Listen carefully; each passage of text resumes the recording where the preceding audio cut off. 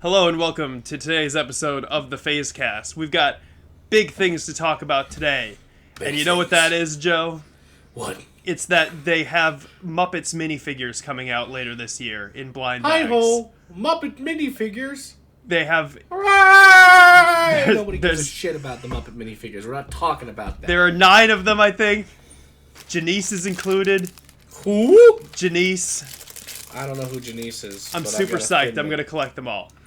Sure, buddy. For real though, the main topic of today is the Batman.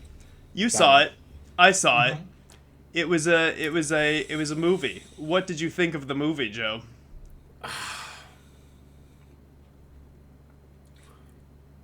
From a production standpoint, that is Gotham. Like, that is 100%. That's Gotham. Like, that is the Gotham that Bruce has been describing as a weird cesspool for, like, my entire childhood and adulthood as I read, watch, and consume Batman media. From the music, which was amazing. Holy shit. The older parts of town that you could tell where like this is clearly an older part of town. There's fucking brick streets. What the shit's going on? And from there's the huge gothic theme throughout the entire like lighting, set design. It was phantasmic. Ugh.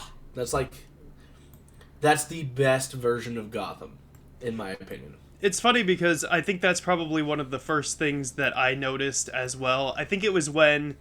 And by the way, spoilers for the Batman, clearly. Oh. I think it was Well, I was trying not to be, but for a little bit, but we can just say spoilers completely, yeah. Well, just... If you haven't watched the Batman, get the fuck out! Yeah, I'm gonna mention... All 2 viewers? Not, like, main plot points right now, but, like, when those guys with the, like, Joker makeup stalk the guy off the subway, I thought it was such an interesting moment where... that I've never experienced in another Batman movie where you really understand the vulnerability involved with being a citizen of Gotham. Usually in Batman movies, they're dealing with such upper echelon people that are dealing with the city all the time that you never really get that sense of just how bad the city is for average people. You get like the commissioner's son in like the Dark Knight trilogy who's like, meh. But he's like the commissioner's son. Seeing a few instances where, like, you're on the street level with, like, the people, just, with spray cans, painting graffiti, or getting, bullied by people that was a huge deal, I think. Oh, yeah. So still overall thoughts. I think Robert Pattinson or Patterson? Pattinson. Come on, man! Robert Pattinson. I watched Harry Potter. He was Cedric Diggory. Did a really good job of being the freak that is Batman. I like how very little we saw of Bruce Wayne. Me too. And how it was just pure like I'm always Batman. This is who I am. I don't even care about the Bruce Wayne persona. This is like another thing. This was super early days for Batman, and I know we've seen early days in like Batman Begins and stuff like that, but like they never really touch on how in the early days of Batman when he was just a solo dude wanting to beat people up because his dad got killed, like he doesn't give a fuck about his life, he doesn't give a fuck about anything but his mission, and you can tell like that's the focus. It was such a good choice to portray the character that way. And Robert Pattinson does a really good job of just being that weird... He's more of a vampire in this than he was in the Twilight movies. He's paler. Yeah. He looks greasy, too. He's like, nah, I'm not sexy at all. I'm kind of greasy. I'm like putting makeup on my face. Don't worry about me. Yeah, people think Robert Pattinson's sexy, though, and I'm not 100% clear on that, but fine. Listen, whatever. Zoe Saldana? No, that's not No, it was Zoe Kravitz. Zoe Kravitz. Sorry. Zoe and I don't know last names. I just woke up 20 minutes ago, by the way. You got your Zoes mixed up. I got my Zoes mixed up, but Zoe Kravitz, fuck. Every scene she was in, she was, like, doing it really well. Like, holy shit. Yeah, she was and good. They did some small stuff with the character too. Like I take in Strays. They did a very good interpretation of Selena Kyle, like from the comics. Yeah, and I was super happy with that. Colin Farrell. Okay, so let me say, is the best Penguin I've ever seen. I did not know that until I saw like press tours for this days before I saw the movie. I did not know that the Penguin was involved at all, and I did not know that Colin Farrell was playing him. And had I not seen Colin Farrell doing interviews for this movie, I would have never guessed that was Colin Farrell. That's just the Penguin. What do you mean? Like, that's just clearly live action Penguin. I don't know who Colin Farrell is, but that man is just Penguin. And they do this They do this thing where like they finally capture the Penguin to interrogate him. And they like drive off and leave him. And he waddles. And he waddles. Like, hey, and you're like, that's a fucking choice. That was a great choice, and he made it. That was another thing about the movie in general, is that I feel like it leaned just slightly into the campiness of Batman in very appropriate ways. Yes. And that's something that like you don't get, because you get like the Tim Burton Batmans that are so over the top, and you get the Christopher Nolan Batmans that are so dead serious. And neither of those. Yeah, well, that's like the top is blown off. but neither of those really appropriately gather together everything that makes Batman, you know, to go either one direction or the other. It's hard for.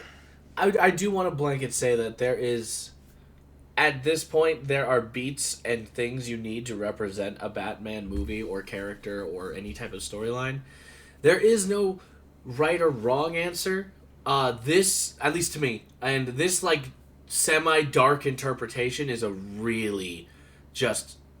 I love this version. Yeah, me too. I love this version. I'm really glad we see a young, weird helmeted Batman in this one, but I'm also the same dude who really loves Ben Affleck Batman, because old grizzled Bruce with a thick body ready to beat shit up is just fucking great to me too. I did think that from what I saw of Batfleck that he did a better job than I think a lot of people I've spoken to think that he did. Christian Bale? No, he didn't do a better job than Christian Bale. Are you kidding? Those are like a whole. The thing is with when it comes to the Christopher Nolan Batmans, I'm biased. Those are like the ones that I grew up with. I was a teenager when I saw Batman Begins, and it blew my fucking mind. No, Batman Begins is great. Dark Knight is good, but its flaws are, I don't know what we're doing with the Batman voice now. Please stop. That was strange. That was strange from the start. I remember like seeing that in theaters and being like, why the fuck is he talking like that now? I know so many people love that version of the Joker, and he does some pretty good things. I know, but you're more of a Mark Hamill Joker. No, I'm more of an actual comic book or like any other story representation of the Joker. That dude was just some weirdo with a knife. I think that if they do the Joker in this Robert Pattinson universe, that they'll probably go more in that direction, not comic book. I think they might lean more into the Joker movie Joker. And that was the one thing, and then to skip ahead here to the end of the movie, you do see, big spoiler alert. Big spoilers. You see the Joker for a second, which was a little disappointing to me. You see his silhouette. I don't want to see the Joker again, really, but everybody else wants to see the Joker. I know. I guess he sells tickets. Yeah, it's very appealing. But what I was most disappointed in is that what I wanted to see was Joaquin Phoenix again, not this guy, because I think that would be the best Joker to face up against this Batman. I think that whatever decision they decide, as long as it's still within the realm of a polar opposite of our current Batman, especially like depending on where Batman is going to be at the start of the next movie, which I think we might do a couple years time skips and like just figure it out. It's going to be a different Batman, because the whole journey of Batman's as a character in this is him finding out that like, oh, I've influenced people with my fear and terror, but in the wrong way. I am the boogeyman, and we see that in that first scene he shows up. How they're just looking down a dark hallway, and he just like kind of menacingly walks out. They call him a freak, and then that one kid who's got, half in the gang, half not in the gang. He beats the absolute shit out of that child. He beats the shit out of all of them, and that dude who's like on the fence just fucking leaves. And that to him was like, okay, cool. A kid was on the fence between good and evil. He left. Yeah, I'm scaring the civilian I'm saving, but it doesn't matter to me. And then throughout the course of the movie, we figure out that, like, oh, I've influenced people in the wrong direction. Riddler. Riddler is a motherfucking crazy person in this, which we should get on Riddler right after this, unless you have something to say. Well, I was just going to say that with that scene I guess was mostly in the trailer where he, like, just beats the crap out of that kid. But it reminded me of because we mentioned for a second before we saw it what we were kind of expecting from the movie, and you said that you wanted to see the Batman be a little unhinged. And when that happened, I was like, yeah, he's a little unhinged in this one. He's not really... He doesn't really... I mean, he's got his, like, code where he's like, yeah, I'm not going to use a gun, but I will destroy the skull of a teenage boy, basically. Yes, yeah. Listen, here's how you keep crime off the streets. You break the bones. They're off the streets for a few months. Not going to be able to take do crime. Your bones, motherfucker. Without your bones. But then also, before we get into the Riddler, you briefly mentioned the score, which I think is the best Batman score of any of the movies. I want that version of Ave. Is that soundtrack out yet? Because I would love that version of Ave Maria. I'm sure it is. I just and it was the kind of thing where, like, you know, a good score is not going to get in the way, but it's going to complement the movie. And you just notice it complementing the movie in so many instances. There was like the scenes between him and Catwoman. I don't remember exactly what was going on in the score at any time, but it just fuck each other with but their it eyes. just uplifted, and the chemistry between them too was so good. So good. It was very appropriate because you could tell that he was like, I'm into this girl, but like I can't be. That was my favorite. I will say that's my favorite live action version of their relationship. Like, that's the Bat and the Cat. Yeah. That is the will they, won't they. That is the, hey, I'm willing to quit crime. Are you willing to quit fighting it? And he's just like, no. And it was really satisfying to see that the relationship between the two of them, as well as, like, Selena Kyle being her own character, especially after Rachel in the Dark Knight series. Rachel! Where like, because, like, I love those movies, but when you rewatch, especially, like, the Dark Knight, you can't, and there's I mean, she was made for those movies. There's no motivation for, like, either of them. Like, I don't understand fully why Bruce Wayne is so fixated on her. I don't understand what her motivations are. Whatever. It just is like, it was so nice. It was so nice to have that relationship in this movie. Very good. Very good. And that character, it made such a difference. The Riddler. Oh, before I lose complete track, Batman's story through this was, I am actually affecting the city negatively.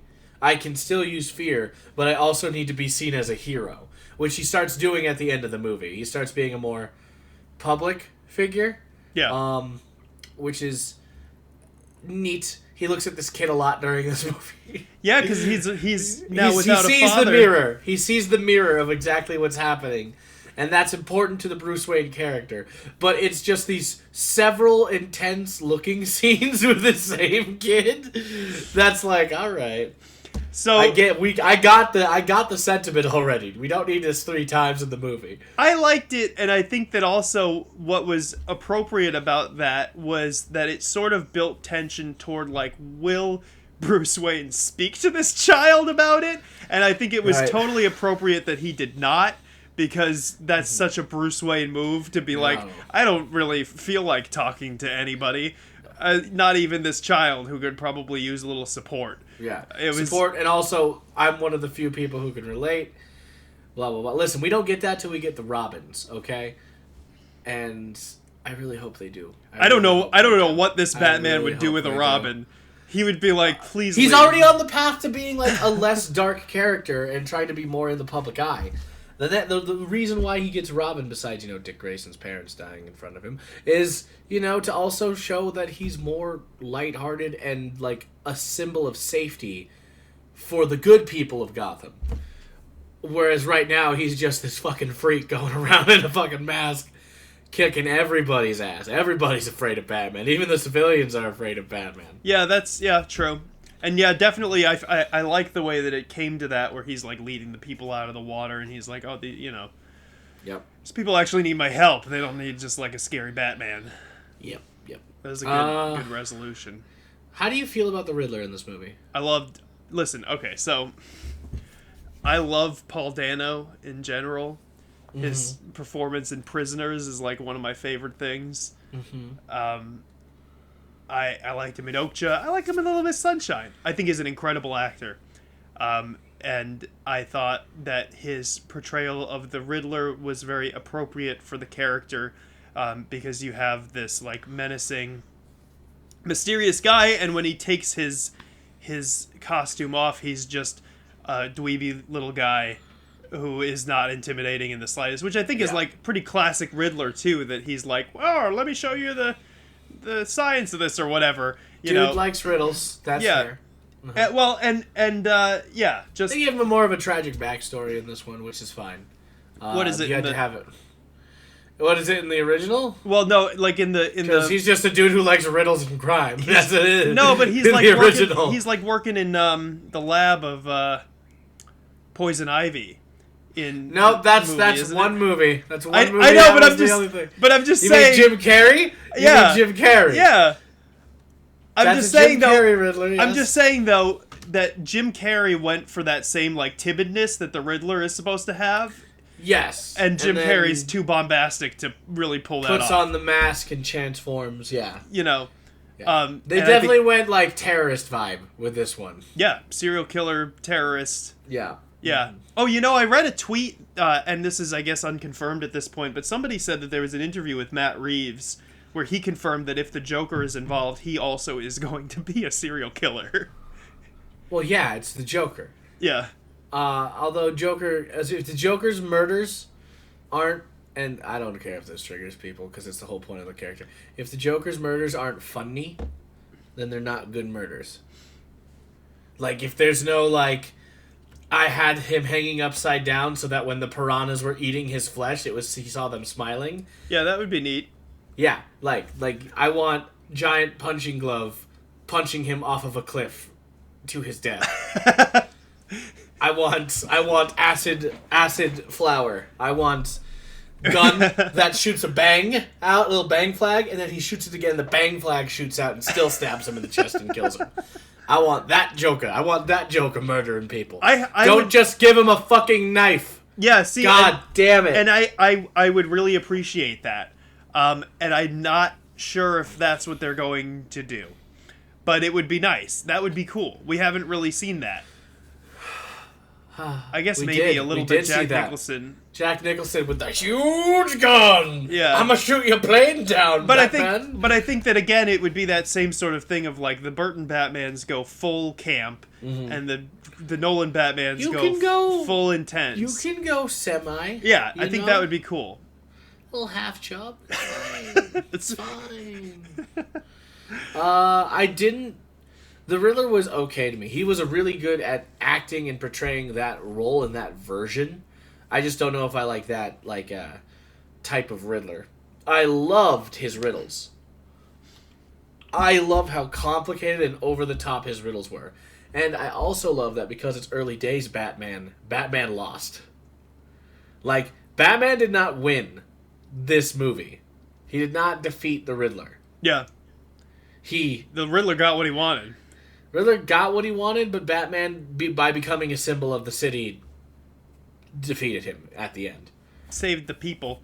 He saved the people. But, Riddler, if... Oh, I was going to ask, how early of a It was 2 years into his career as Batman. How 2 years into his career. How long is Batman usually Batman for?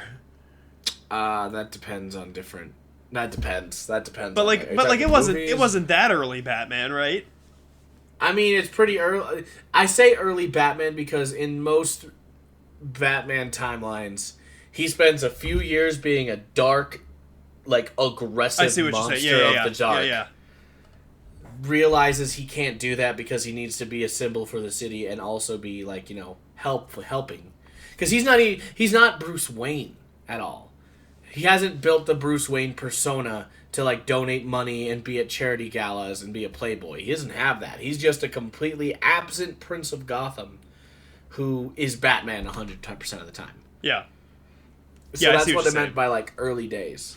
Yeah, it's before he has any revelations about his character or his role. Or his mission. Yeah.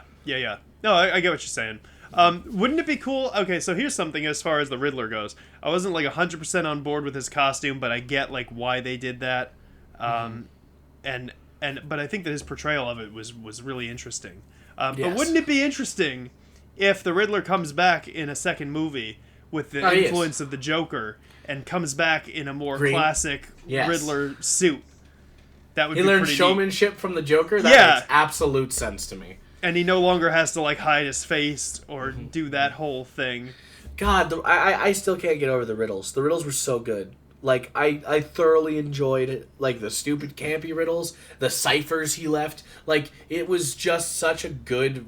Like, that is good, like, Riddler shit. He had an agenda now, but I can't wait for next time when he's just like, I am here to have the bat fall into my trap, and he knows he's going to fall into my trap, but that's fine because I've laid a trap underneath that trap with several riddles to clue him in. Because he's a weirdo. Yeah. And he's a freak, and you can tell. It's so good.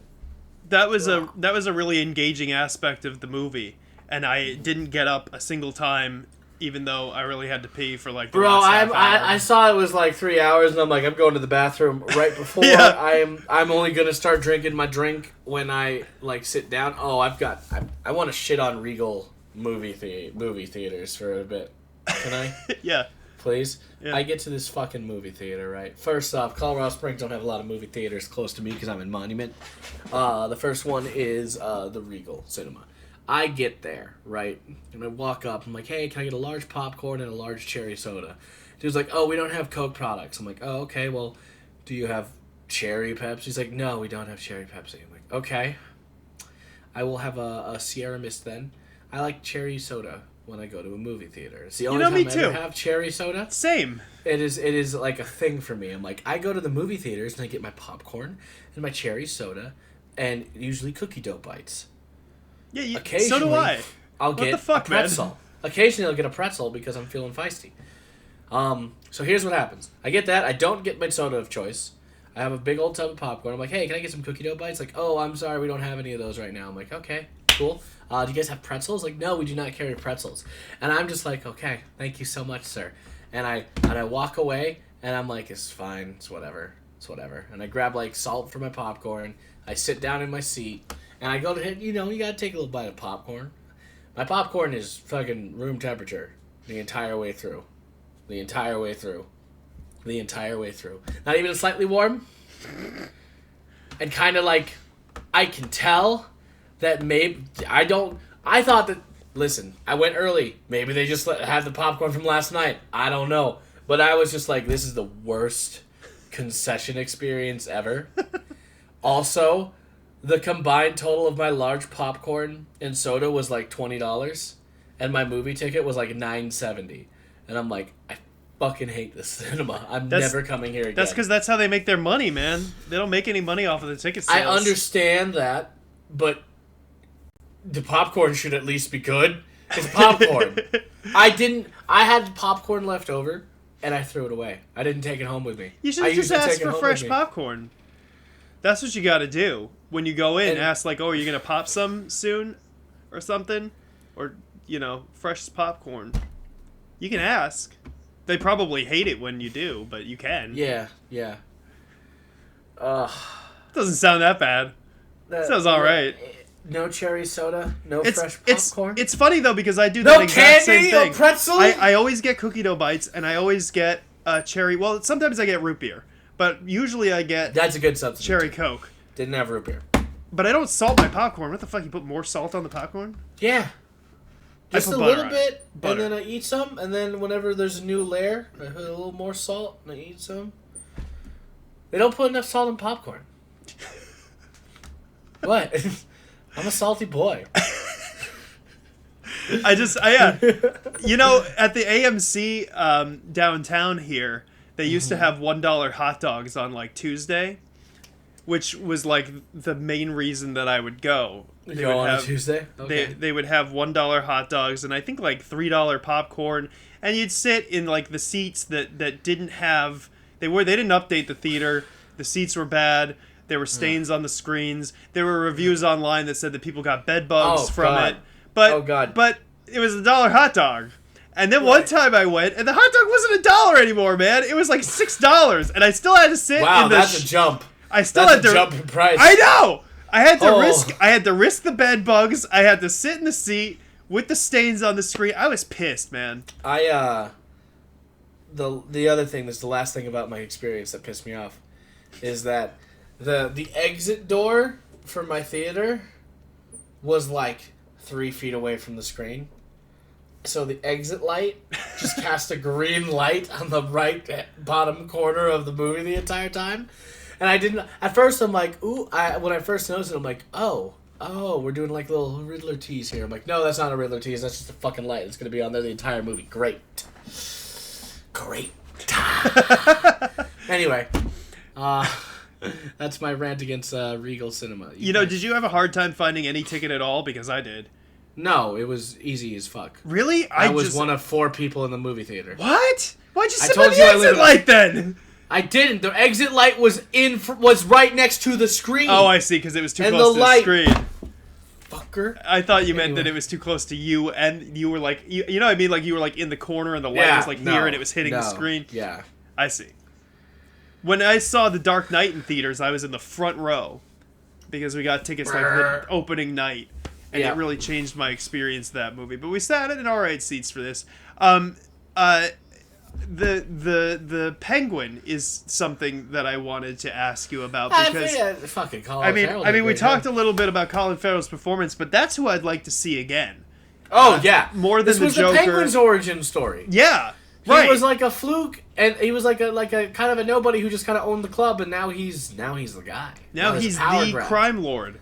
And the city is flooded.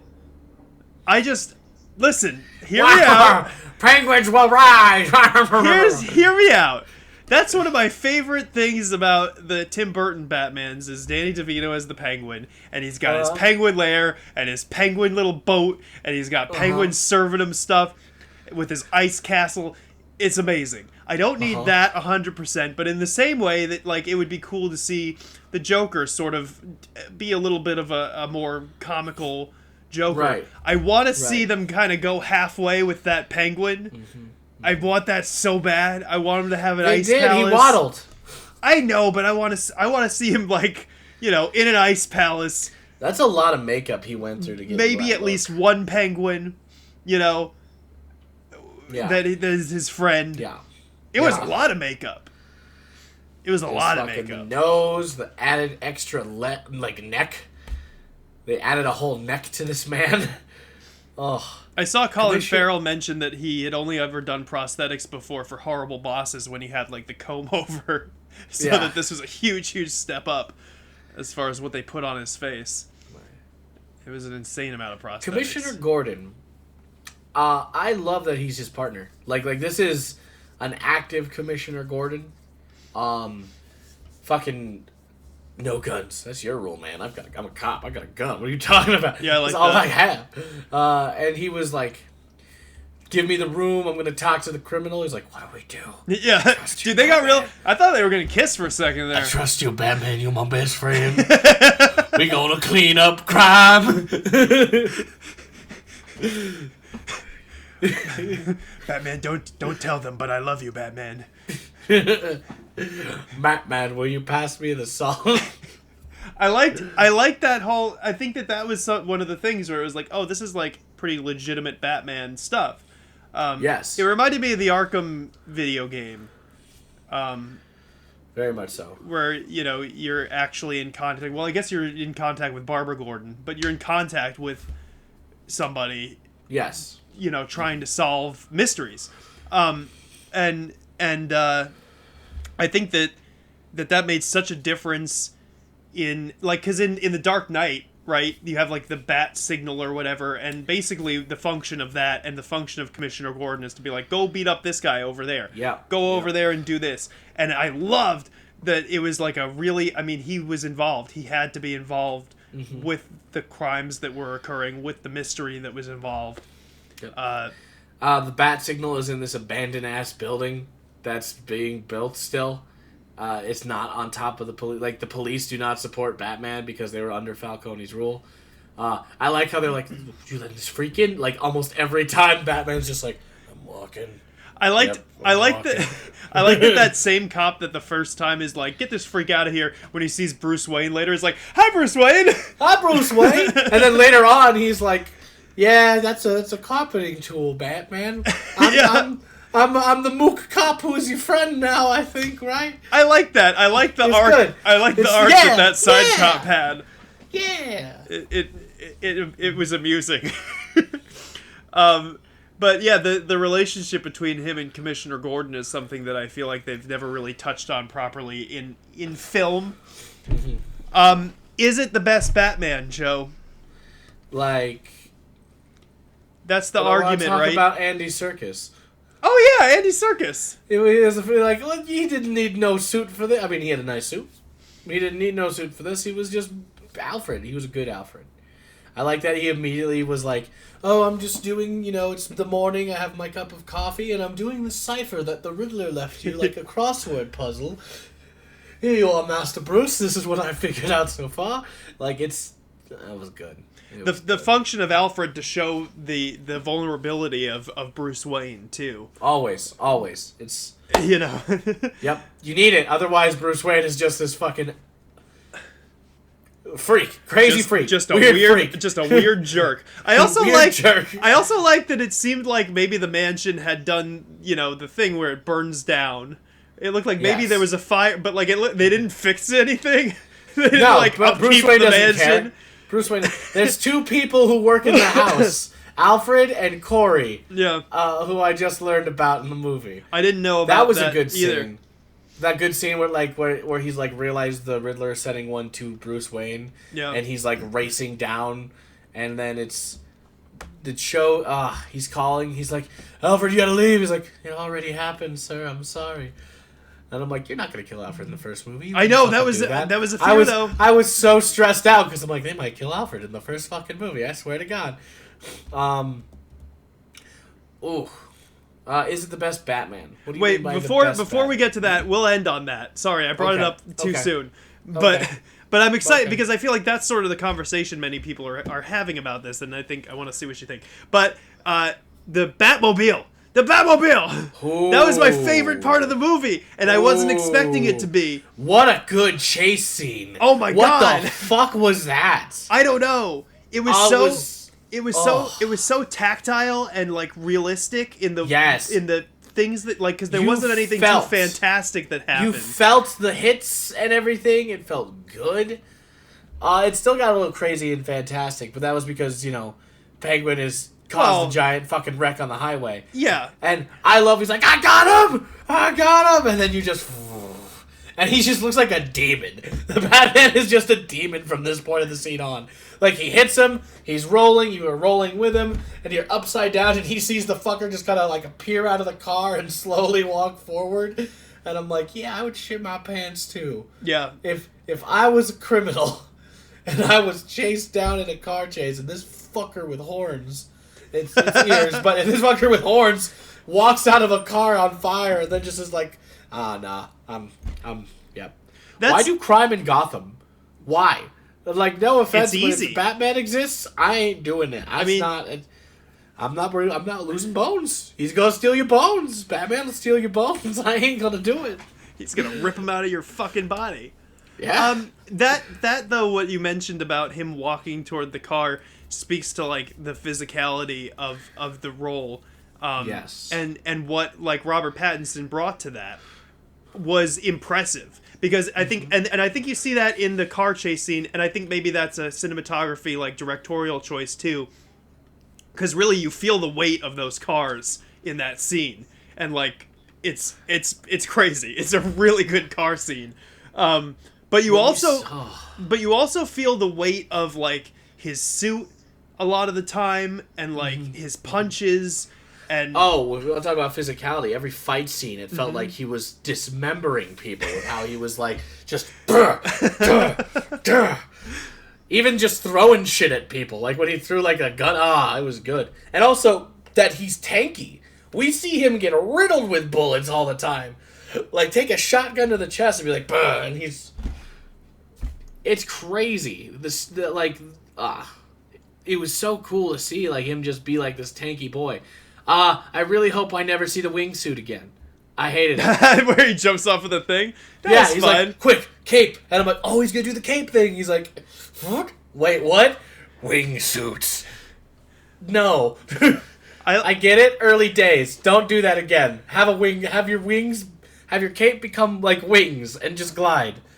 I think it was fine. It was a quick thing. I thought it was neat. I like the POV camera. Yes, the POV camera was great, but like he was so cool, and then that happened, and I'm just like, he's not cool. That's not cool. It was cool. Could you imagine seeing that? And you'd be like, what the fuck? What is this? It's scary to have wings just kind of flying out like the Arkham games. They're great. With regard to his tankiness, I feel like the other person who brought some tankiness to it was Ben Affleck. But beefcake. But I think that Robert Pattinson handled it better than he did by far, because Ben Affleck, you get a sense that it's weighing him down a little bit more. He's like a more generally defeated Batman. He's older. He's lost a Robin. Yeah. And Martha. Why did you say that name? Why did you say that name? That I don't want to talk about that movie. I couldn't. I don't know. I like half paid attention to that movie. I did not like that movie at all. It was not. But I feel like yeah, Ben Affleck's Batman is appropriately defeated, but it also, when he moves around, just seems like he's tired. And of course he is tired, yeah. But there was a physicality to Robert Pattinson in this role that was just unmatched. Mm-hmm. Mm-hmm. He was tanky, but he like owned it, and everything that he did as far as like the punching and the throwing, it was like leaned into that appropriately. Yes. It fucking ruled, man. It was so awesome. It was awesome. It was awesome. You know, it's something that I never considered until maybe I mentioned this a couple, because I was watching Parks and Rec, and there's an episode where one of the characters gets a full on like really expensive Batman suit. Okay. And Adam Scott, the actor who is in the suit, doesn't have the chin for it, and I never noticed how much that matters. The chin of a Batman is important. You have to pick an actor who can really fill that out. Mm-hmm. Yeah, it's like What? Oh, sorry. Go ahead. Shall we demonstrate how the chin of a Batman is important? Oh, do you have your Batman cowl? Let me just. No one cared who I was until I put on the mask. Yeah. So see, you've got too round of a face. Because I can't. Batman doesn't have headphones. But Christopher Nolan, man. It's too. You see there. It's. I think both of us are too rounded to wear the Batman cowl. You gotta listen to me now, Joe. You gotta put them on under. Go under, lift it, and put the headphones on. Go under, lift it. No. I was trying to mime to you. All you gotta do, keep the cowl on and put the headphones underneath it. Yeah, there you go. That's all you need to do. Do you remember? Do you remember when you wore that to the state fair and went on the zip line as Batman? Yes, it was a great time. It Oh, was a great time. Oh, so let's wrap this up. Best Batman ever? Is it? Right in front of you, baby. It's me. I'm the best Batman. Oh, sorry, that's Christopher Nolan. That's not good. I'm Batman. Or I'm Batman. That's like Adam West Batman. Yeah. Sorry. I had to do the Batman bit. My hair actually looks kind of fine, even though it's been a fucking latex. Best Batman ever. Kevin Conroy. I knew you were gonna say that.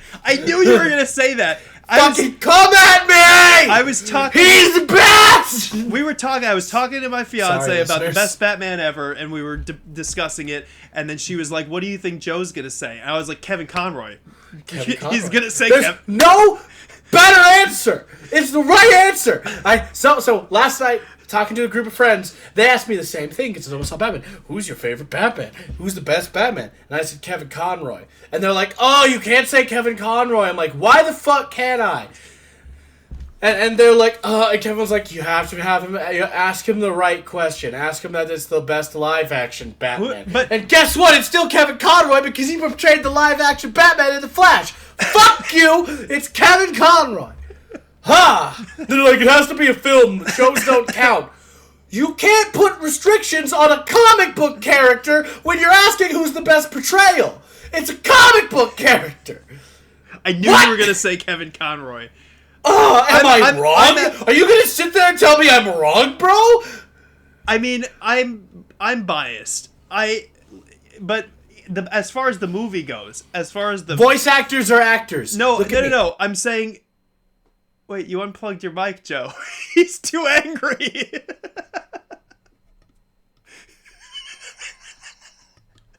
You got so mad about Kevin Conroy that you unplugged your microphone.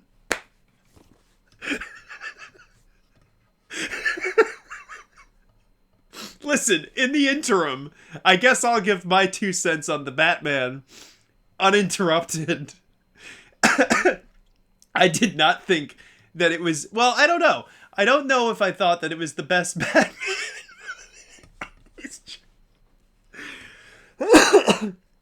I think probably still the Christopher Nolan Batman movies are my favorites.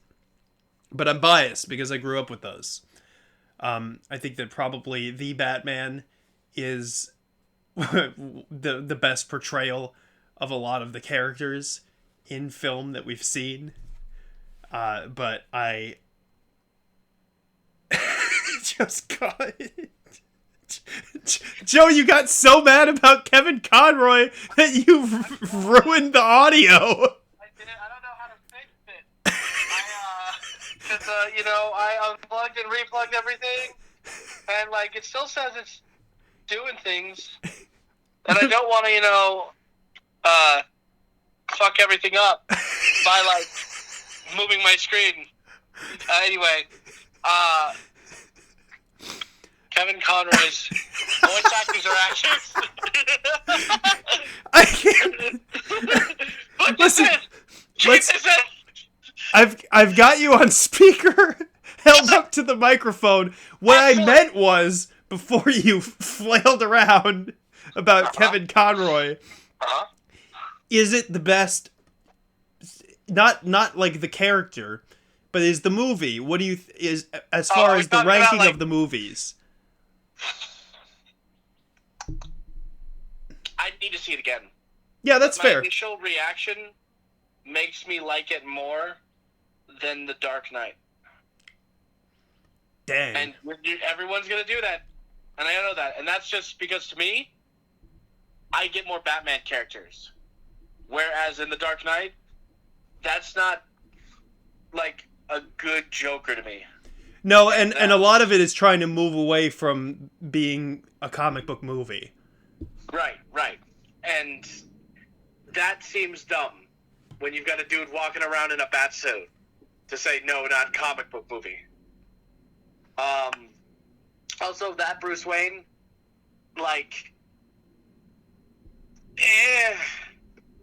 Yeah, I think they lean too much into him being a billionaire playboy who's I think Christian Bale is too charismatic to be Bruce Wayne as an actor. No, Bruce Wayne should be this charismatic fuckboy. That's fine. But he wasn't that in the second movie. I don't really remember what he was. I don't know. Exactly, because the things you remember about the movie are the Joker and, Rachel. Where's Rachel? Where's Rachel? That Harvey Dent is really good. Yeah. but to me, like, Christopher Nolan's Batman, like, not the movies, but Batman, it's okay. It's not bad, but it's not, like, my favorite. And I think this Batman is Batman. Yeah. I used to use the proper noun Batman a lot. Batman. But He's like Batman. Yeah. That other Batman, Also, he's not Batman. The best version of Selena Kyle on screen. Yeah. Hands down. Best version of the Penguin. Yes. Although, in my heart, Danny DeVito. Yeah. Always Danny DeVito will be in my heart. But that is a great Penguin. Out of Colin. Fucking shit. That was crazy. Yeah, that was crazy. I would guess I would rank it. Oh, I haven't ranked all the Batman movies before. Maybe we should just talk about it next time on the PhazeCast. Yeah. Rank all the Batman movies. Yeah, we can. Yeah, we can both give a ranking. But what I would say about it, I don't know if I could give a ranking on it, but I have so much nostalgia for many Batman projects in film, mainly the Christopher Nolan ones, because I saw Batman Begins on a whim. I went with my mom, and we were kind of on a weekday, like, oh, let's just go see the new Batman movie. That'd be fun. And it was not fun. That movie is nuts, and it blew my fucking mind. It blew my mind like nothing. It was like one of my favorite theatrical experiences. Same thing with The Dark Knight. Just absolutely blew my mind. And then we saw the three of them in a row. Oh, yeah, that's right. When the third one came out. Third one's not my favorite, but that experience is also one of my favorite theatrical experiences. They destroyed Bane. They ruined him. You merely adopted the darkness. You know, I mean, he was... I was born in it. They whitewashed Bane and gave him a weird voice. I'm not wrong? No. That's like Winnie the Pooh's trapped somewhere. Yeah. Oh, Piglet. You merely adopted the duck. I was born it.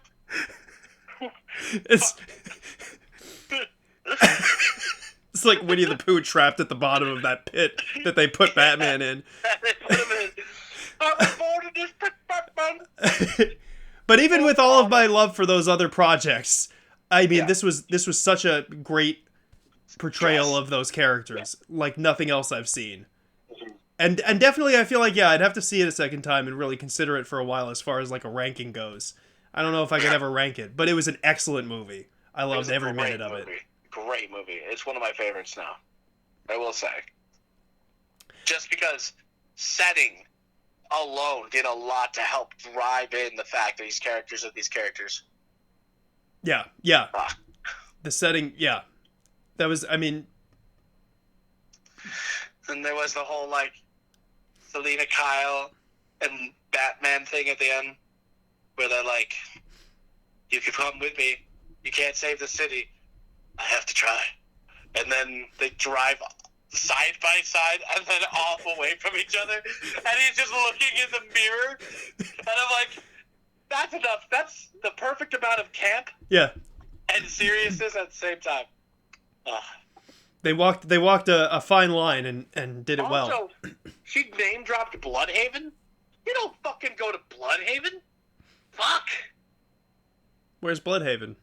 North of Gotham, and way worse than Gotham.